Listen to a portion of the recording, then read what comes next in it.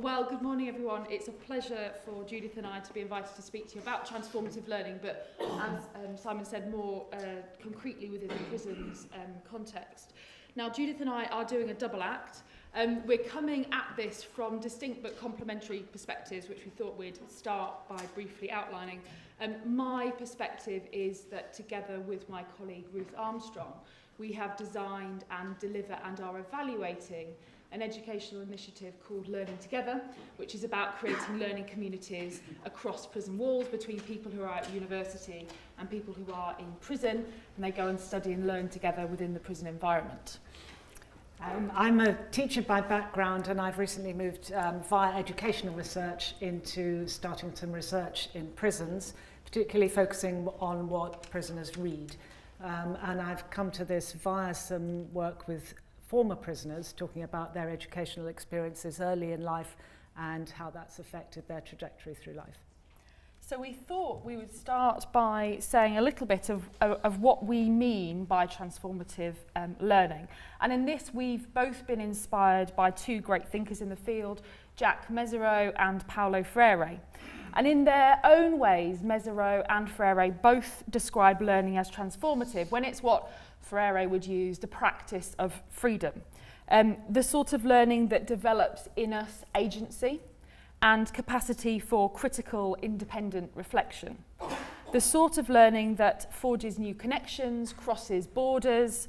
In the words of Adam here on the slide, so Adam's one of our Learning Together students from this year, that reaches in through the prison gates.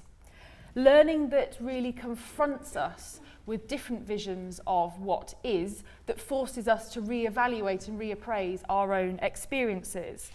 And learning that propels us into the world to live out our lives in different ways, and that generates what the criminologist Steve Farrell has called aspirational hope. And this is an essential emotion to the early stages of desistance, which is essentially the process of going straight. And I'd like really to share two ideas with you before handing over to Judith. The first idea is that transformative learning can and does happen everywhere and anywhere. Moments of learning happen in prisons all the time. They happen between staff and prisoners, they happen between staff and other staff, and prisoners and other prisoners. Transformative learning also happens in unexpected places as much as it happens in formal educational spaces in prisons. And it happens in moments of crisis and apparent failure.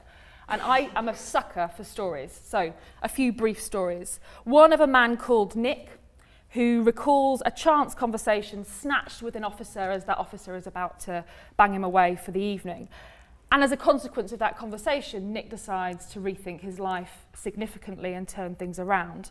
Another man who's in the seg at Full Sutton, and he recalls how an officer showed him kindness even as that officer was restraining him, and how that experience has challenged him to think about how power can actually be used well. And I'm sure we can all think of more orthodox stories of people who've gained things from more ordinary learning spaces. A man who springs to my mind is a man called Gareth. Gareth took part in our Learning Together course, the first one that we ran in Grendon a year ago. At the end of the course, in interview, Gareth recalled talking with a Cambridge student, and he said this: "She was like, you could end up somewhere like Cambridge or Oxford, to go in and know, actually, these people are talking to me. They're from Cambridge. I wanted to be at Cambridge at one point in my life, and these people are talking to me like I'm normal, like I'm human, like I'm someone they can get on with." It was really quite inspiring. Gareth is now working for us as a research assistant while he's completing his degree. The second idea that I'd like to share with you is that transformative learning is communal. It doesn't happen in one 2-hour session once a week with merely a few books for company. What Carol Dweck would call an individual's growth mindset is vital. That's their will to learn. But Dweck and others' work has highlighted the need for this will to emerge and grow in interaction and dialogue with other people. If you think back to some of your most significant moments of learning, chances are, I think, that many of them will involve others. Transformative learning happens in what Lev and Wenger have called communities of practice. These are spaces and places in which we grow with and through others, through socialisation, visualisation and imitation. And as sociologist Christian Smith argues in the quote on the slide, it is communities that emerge as real institutional facts, as the foundational social fabric from which we all emerge and flourish. Nick left his cell after that conversation, that snatched conversation that night. Gareth went back to his wing after every single session of learning together.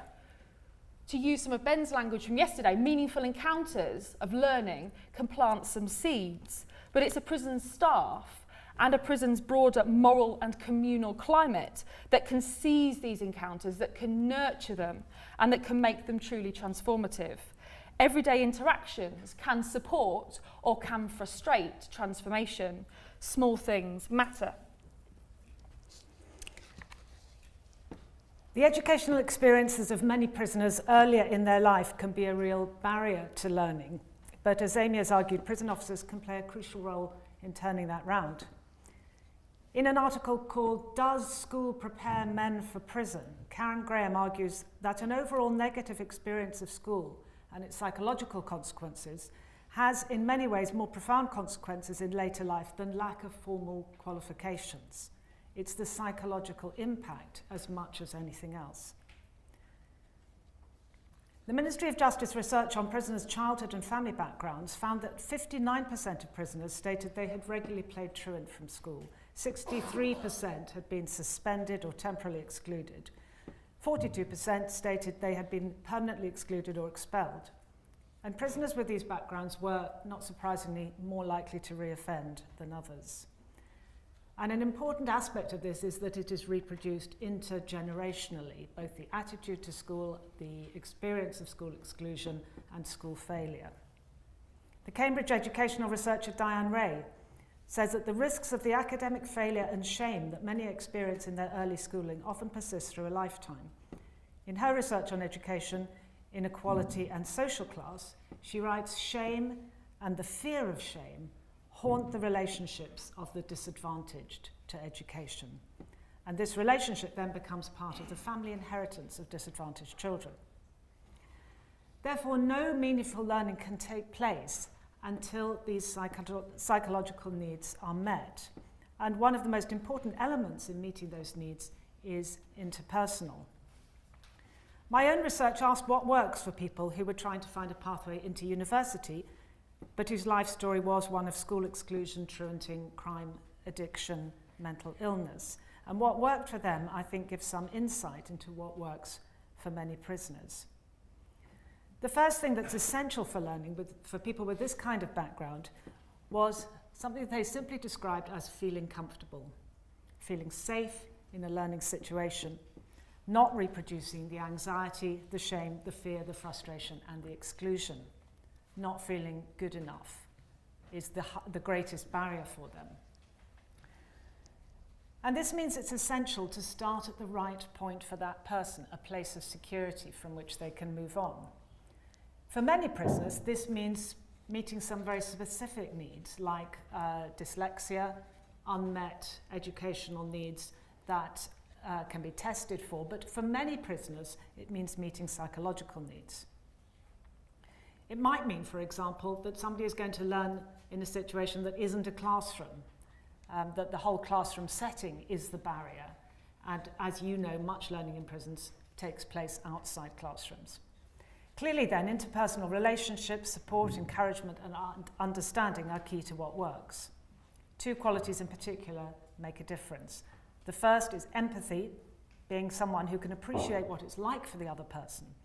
And a prison officer who didn't have a particularly brilliant experience of school is sometimes the best person for that job. Often another prisoner plays a crucial role, and you'll know, for example, that peer mentoring for reading through schemes like the Shannon Trust scheme are very, very effective. The second quality that really stood out with the people I talked to was they found someone who could be bothered, someone who was really prepared to bother with them over time, consistently, who they could trust and rely on to stick with them, to be interested, to know what stage they've reached, and to help you keep going. Now, this is a nurturing role, what I've been describing, and there's a second stage, which probably is more challenging. The support and the nurturing, although it's essential, is only half the story. Having built up somebody's confidence so that they can begin to lose that sense of shame, they then need to start to become independent. So in a way, the harder part is to do with treating people as adults. This is a challenge that many parents, those of you who are parents, will be very familiar with, or possibly you can remember from your own adolescence. The stage when your children are making that transition to adulthood. In the bumpy ride towards adult responsibility, parents have to judge when to step back. But the aim is to allow the growing adult to become someone who is able to think for themselves in an open-minded way, but also in a way that begins to bring order and direction to their life. It is that exciting business that Natasha mentioned of finding that there is a word, there's a concept for the experience that you're having. It's also a crucial phase in education when pupils and students take on responsibility for their own thinking, internalize their learning, shape it into new ideas. Treating people like adults and giving them adult responsibility over their own life is, of course, an enormously complex and challenging business in the context of prison, where control and authority are at the heart of the system, and relationships of dependence are built into it. So finally, I want to very briefly touch on one more area of theory which I think can be very helpful for exploring this question. That is the theory of recognition, which is found in political philosophy and also key to some educational research. Recognition is a word that's been used very often already, yesterday and today. Perhaps we've hardly noticed, but it's come up time and time again. The philosopher Axel Honneth and others are associated with exploring how recognition in its three forms can change lives. These three forms are interpersonal care, respect for somebody's dignity, and appreciation for their individual gifts. Giving and receiving recognition is part of the work of prison officers and also what you hope for from your managers. Recognition as care was mentioned yesterday, the question, how are you? The personal interest. Recognition as respect for somebody's human dignity, their rationality, the idea they can take responsibility and be an adult. And recognition that comes when you actually know a person and you know what they're good at, know that they can play a part in the world, that they can go out and participate in society. So recognition has these three elements: care, respect, and appreciating individual abilities. All three of them contribute to this early nurturing stage, the child with stabilizers, just learning to ride the bike, but they also contribute to the more adult stage. And they're all things that you're already doing in many cases. Research shows that they can be transformative in education. This also applies to the work that many of you are doing in mentoring more junior prison officers and guiding them in their learning on the job.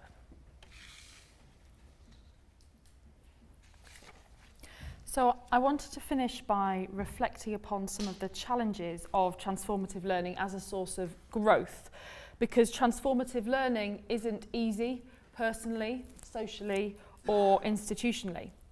Now you may be wondering what on earth a plant cell is doing on the screen in front of you, and I'm going to try and explain. Starting with a man called Richard Sennett, who is a geographer, and his recent work looks at borders, boundaries, and edges in cities.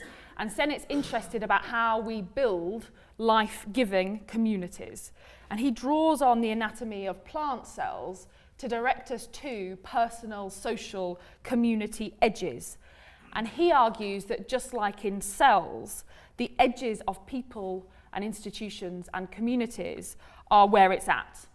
They're the most life-giving areas where these life-giving interactions happen. Edges can either be life-giving, or Sennett argues they can be paralysing.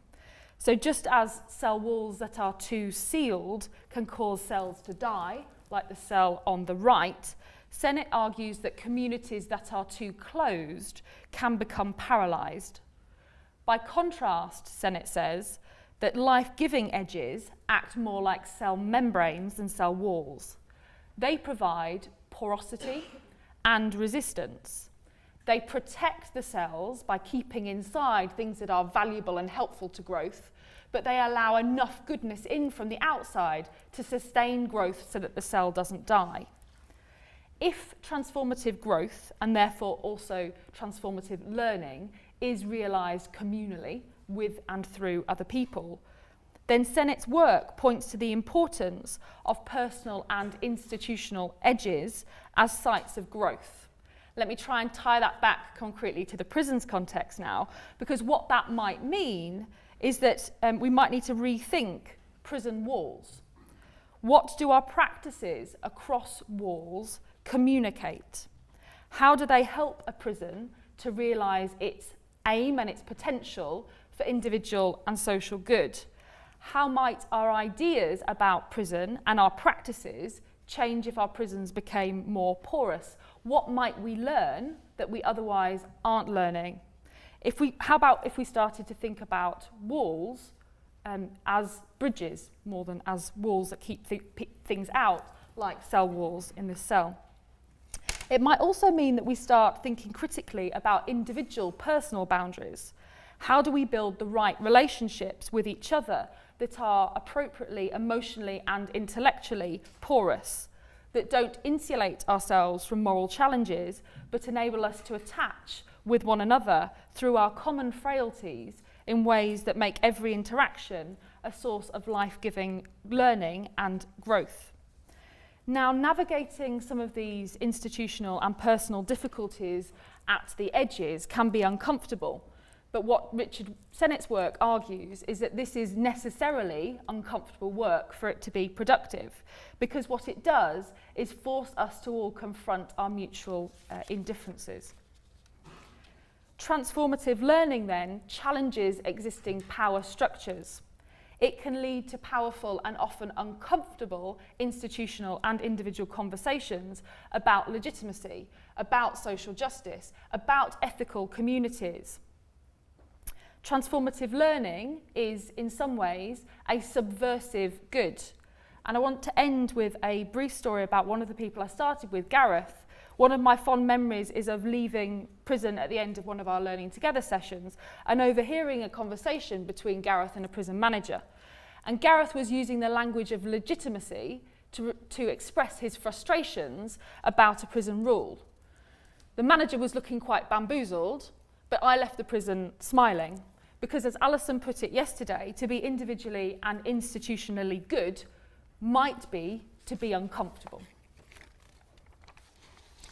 So I just want to end by highlighting some things that we might look at in discussion, and starting with what Amy has just mentioned, because I think it's again a theme that has emerged. The idea that one of the things that's most valuable in learning is being able to name your experience, finding that there is a word or a concept that matches your experience and enables you to see it in a new light. And that's one of the purposes of this 2 days, and in many ways the purposes of all education. So perhaps to take some of these ideas about legitimacy and power that we've already discussed and look at them in relation to learning. We'd also like to think about how prison officers can be role models in learning. And I know from my conversations with some of you that the question of training, of professional development, of finding time to learn, of reflecting on the job is quite a challenging one in a busy and demanding life. But to be able to say to a prisoner, I'm learning about whatever it might be, and be interested in their learning, is a very powerful message.